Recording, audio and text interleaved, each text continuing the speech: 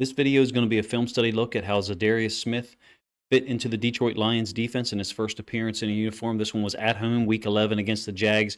Totally overwhelmed Jacksonville on both sides of the ball, obviously. Za'Darius Smith was used as an interior rusher often. He did get some edge rushes. That's not how his sack occurred in the fourth quarter. I think he got 36 or 38 snaps overall. There's some interesting patterns here that the Lions are using in this game in terms of trying to develop pass rush, utilizing a lot of pick stunts. And you'll get the end zone angle at least 3 or 4 times. There's more examples of it than just the plays I'm going to show you, but I tried to pick a selection of plays that's illustrative of the manner in which Aaron Glenn was trying to generate pressure. I do think he had the right group on the field to try to get pass rush pressure. Josh Paschal, Za'Darius Smith, Aleem McNeil, and James Houston IV. When it was time, it was obvious that it was a throwing situation for the Jags, which was early and often since Detroit got out to a big lead, essentially scored touchdowns on their first 7 possessions. I'll have further film studies to do Monday and Tuesday as it relates to the offense. Jamison Williams, big day. Amon-Ra St. Brown, I think 160 yards receiving. Jared Goff, another perfect scorer, perfect quarterback rating. But we're going to focus on Za'Darius Smith here and try to point him out on each particular play. This is his sack. We'll get to this one. We'll get back to this one a little bit later. But this is one of the few times where he's allowed to work on the inside and just organically make a move. So a swim on the center, easy win. I don't pretend to know who the center is, what the quality of his play is, but we'll just let the move flow through multiple times. He's really instinctive and precise with his hand movements, with his whatever the move is that he's running. You can tell that he's very practiced. When they acquired him, I made the comparison to like a professional boxer or a mixed martial arts fighter whose technique is just damn near perfect, and so they understand how to do offense and defense at the same time. From a pass rush perspective for edge rushers or anyone along the defensive line, that would be, I'm going to run my first move, but stay tight enough such that I can do a complementary or secondary move if the offensive tackle or offensive guard, or in this case the center, stops my initial foray. Hopefully I said that in a way that makes sense. We'll go back through now some of the film, and I'll give you the game position. This is first quarter. It's a 3rd and 2. I wonder about the pass coverage, how it's going to change against 12 personnel with Alex Anzalone being out for 6 to 8 weeks. Is it entirely possible that he comes back early? Yes. But you've got Anzalone on the backside tight end, and then Branch on Ingram. It is a completion for a first down. Za'Darius Smith, I do like the move, the swat with 2 hands, and he's got the running back releasing to his side. I'm not sure if I give you the end zone angle of this one or not. I couldn't get both angle views to work this morning as I gathered the film, but 2-handed swat, trying to break the posture of the offensive tackle in that get him to move in that direction. Doesn't entirely work. Makes contact with the running back on the way out. That would theoretically help your inside linebacker. In this case, I think it's Jack Campbell, who's trying to go cover into the flats. It's a conversion. He's going to be. This is a 3rd and 8 in the first quarter. This is still that same possession. It's the Jags' first possession. And you can see he checks with McNeil about something. He thinks he's being held later on in the play, but he's confirming with McNeil about what they're going to run. You've got Paschal, Houston the 4th, McNeil, and Za'Darius Smith on. I think at this point, given the health of the D-line, that's the best group that you've got. They're running a pick stunt with McNeil. Mac Jones scrambles. He ends up a little bit short, I think 2 yards short on the play. I think Smith looks a little rigid or a little stiff on a couple of these pick stunts. It's like, and you can understand it. He hasn't run these a ton with the particular players that are on the field. He's certainly run these concepts enough with Cleveland, with Minnesota, Green Bay, and the Ravens. He's a very experienced guy, but there just seems to be a little bit of clunkiness in how this is getting executed, at least yesterday. I'm quite sure it'll get cleaned up, but to evaluate it now and just talk about how it looked on Sunday, I have to be honest with you. He's getting held, and you'll see after the play he looks over at the ref or maybe the sideline because he thinks he's being held, and I think he's correct. I think he's accurate. This is the same play again. It's a 3rd and 8. And they used a ton of these picks, whether it was an inside linebacker, in this case a D-tackle McNeil, picking the center, and Za'Darius Smith going to loop around. The left guard does a nice job. He peels off. McNeil isn't able to hook him, so I'll run back through one more time. As it stands right now, it's kind of hard to see. I guess I should have used the All-22, but he is grabbed by the left guard a little bit. Mac Jones has already passed, but here's what I mean when I say hook him. McNeil's job, and many of these guys that are really good at it, is to take their inside arm, his right arm, and rip up and to get the right armpit or tricep bicep area of that guard and take him with him. So basically take him with him into the center such that the guard can't peel off. Now, some of these referees in the last couple of years, I think, have gotten a little overzealous in calling these holds, and I believe that was Patrick Queen. He was with the Ravens. Now he's with the Steelers. He was exceptional at these picks, making violent contact, but also ripping and getting that arm and taking the defender, taking the offensive blocker with him. Defensive tackles, it's a little bit different. They don't have as much of a blitz momentum with them. They got to do it from their stance. In this case, it's a nice job by the guard. Jags ended up settling for a long field goal attempt. Second possession here is a 3rd and 1, absolutely dominant rep by the Lions front 6, because Jack Campbell was going to step out here to apex on this tight end. It's 11 personnel, and the Lions are in their base defense. They're in what I would consider a 4-3 from a personnel standpoint, but the way they line up, it looks like a 3-4. Campbell and Anzalone being your 2 inside linebackers. Za'Darius Smith being your outside linebacker to the left, the defense's left, the top side. And then Malcolm Rodriguez, who's kind of like duct tape, being your edge defender to the right-hand side. He's going to be called upon in in the upcoming weeks to play a lot, with Anzalone being out for a while. So Pascal's gotten to the inside here, the B gap. Reeder is also slanting and making penetration up the field. That's one thing about Reeder that I think has been underutilized in his career with the Bengals, and so far with the Lions, is letting him slant. He generally seems to, quote, two-gap, read the offensive blocker, and then win to the play side. He's capable of doing that. I'd like to see him slant him a little more. In this case, they slant him, and Pascal is also winning to the B gap. So those two guys have essentially handled 3 gaps, if you will, because the left guard worked up to Anzalone. Rodriguez also collapses down. Look, this is a 3rd and 1. It doesn't really relate to Za'Darius Smith. He's the edge defender at the top side, because Etienne tries to take it downhill. He's only trying to get 1 yard. It's a short yardage situation. The way the Lions are covering this, you've got 3 over here to the bunch. I think that's Thomas, the rookie receiver, who did a lot of damage in the second half. Not as much in the first, running like a little bubble. Moving forward a little bit, we're now here, 5 minutes left in the second quarter, and this is the 4th possession. Look, to this point, the Lions offense is absolutely in charge. It's 21-3. Za'Darius Smith hasn't had any impact so far. The first play that I showed you is the sack that occurred in the 4th quarter. Everything else thereafter is going to be chronological, leading back up to that play where I'll break it down a little further.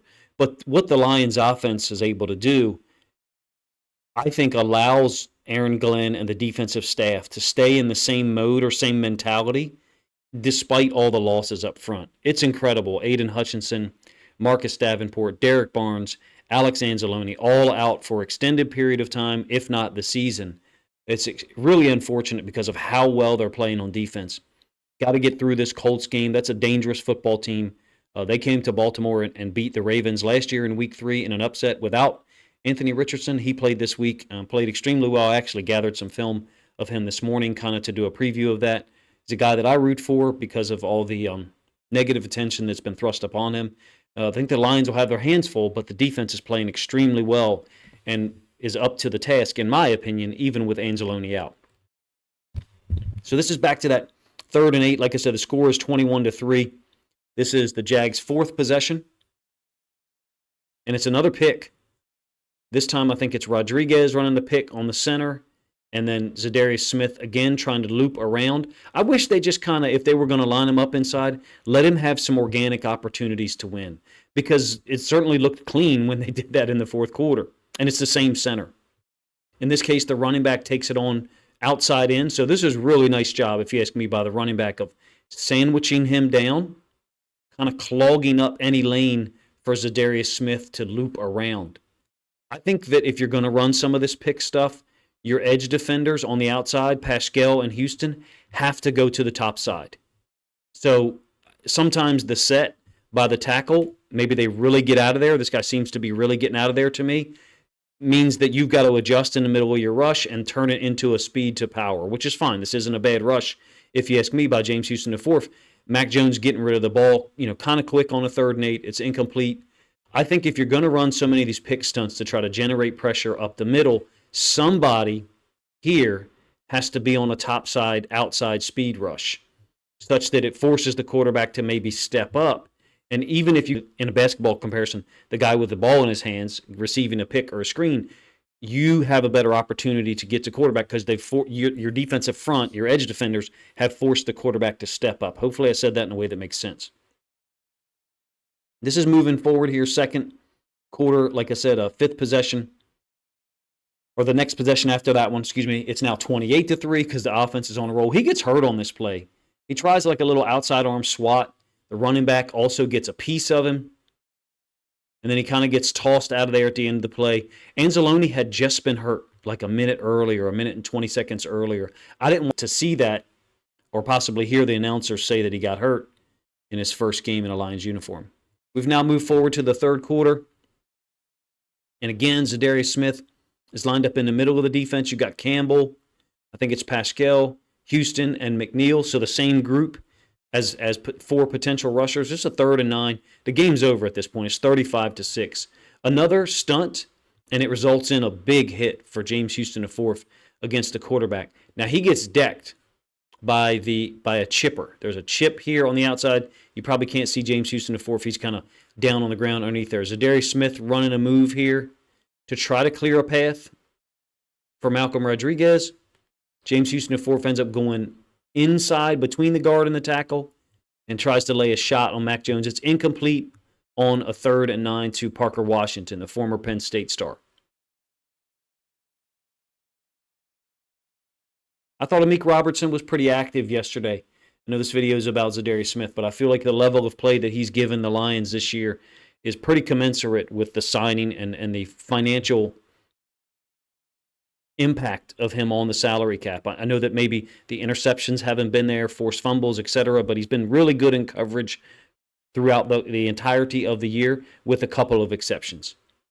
7th possession now, it's 42-6. Za'Darius Smith with a rare outside rush up to the top side here, where the running back is not on his side.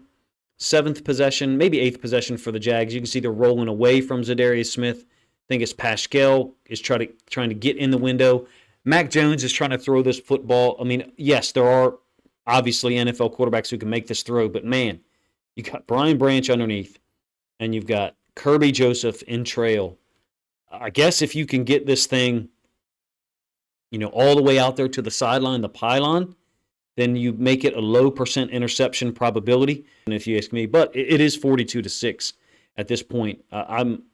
Look, Kirby Joseph's got sticky hands. I think you should avoid him at all costs. Maybe Mac Jones didn't even see him. I don't know that at all, to be honest with you. They're pinning down on, I think it's Pascal. I might be wrong. That may not be Pascal. My apologies. With the tight end, Ingram, who's not really known as a blocker. And then Pascal was able to kind of get in the window of Mac Jones. Just did he get his feet in bounds? I should have known. And then finally here, this is the sack, again, that we showed earlier on. And this is just an organic win for Smith. If he's going to be moved to the inside, which I'm fine with, again, with the personnel that Aaron Glenn has at his disposal, James Houston IV, Josh Pascal probably need to be on the field compared to some of the other guys. Nowaski would be the other option. And I think he is, in fact, on the field on this particular play. It's 49-6 at this point. I think 10 minutes left in the 4th quarter. So there's a part of me that's like, hey, man, Pascal, Za'Darius Smith, Jack Campbell, let's get those guys off the field. But other coaches have different perspectives. It's a nice job here with the left hand, almost like a little fake jab, and it just swats down just enough so that he can swim with the right hand over the top, get clear, and then use his elbow to swing back and kind of ensure that he gets past 65, and 65 isn't able to do anything with the surface contact area. Basically, he's breaking the posture of 65's right arm right now with his elbow swinging back. Ends up getting a half sack, splitting a sack with Jack Campbell, in fact. I thought it was an impressive performance for what they asked him to do. Was it impressive against the run? Well, the Jags don't have a very solid run game, and they just have not under Doug Peterson at all. I've seen them, I think, multiple times in the past 2 years. A very soft finesse football team in general. Bad matchup for the Lions. Even if Trevor Lawrence were to play, that is a team that is not prepared for the level of physicality that the Lions play with on offense and defense. In my opinion, Za'Darius Smith just adds to that group. He's the same type of player. Hard nosed, all about the grind, doing things the right way, as you see on the pick stunts and things inside. I wish they'd given him a couple more organic rushes against guards or centers to see how he could do. He was utilized in that manner in Cleveland and Minnesota and even Green Bay and Baltimore before and was successful at it. And you see a glimpse of it here with the half sack that he split with Jack Campbell in the fourth quarter. You guys let me know what you think of Za'Darius Smith's first game in Detroit, what you think of the plays that I utilized to try to illustrate how well I think he played, even though he only had one tackle, half sack, one quarterback hit. If you think other Lions fans would enjoy this film study video, this look at Za'Darius Smith's first game in a Detroit Lions uniform, trying to fit in with a defense that lost another starter on Sunday. If you think other Lions fans would enjoy the thoughts that I had and the plays that I used to illustrate how well he performed in the blowout win, then please consider grabbing a link to this video, sharing it out on social media to help this content get more reach.